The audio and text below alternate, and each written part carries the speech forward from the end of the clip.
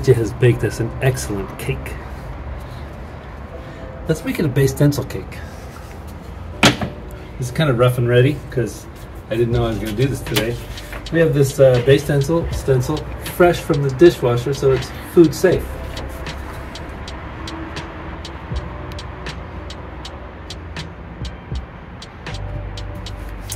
I'm going to mist it a little bit with water, and you'll see why.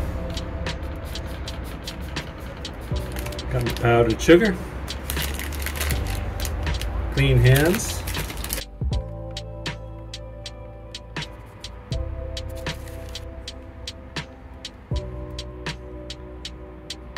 and this part you can't be shy about.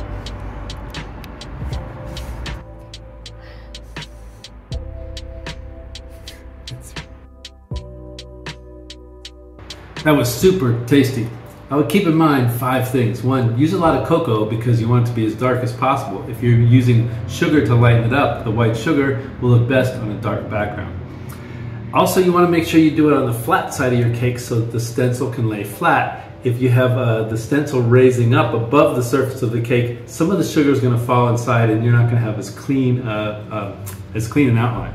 I used a Mylar stencil on this, and I would use a cardstock stencil, and the reason is that when you mist the surface of the stencil, what you're trying to do is make sure that the sugar that falls on the stencil stays on the stencil. And when you use water and you mist a Mylar stencil, the water beads up and doesn't collect the sugar like it should. So you want to use a cardstock stencil and make it a little bit wet before you sprinkle the sugar on. The last thing I would do is use a sifter to sift the sugar onto the surface so that you don't have these big blocks of sugar hitting and kind of exploding when they land on the surface. That's it. Petya has a great recipe here. If I can find it, I'll leave it in the comments.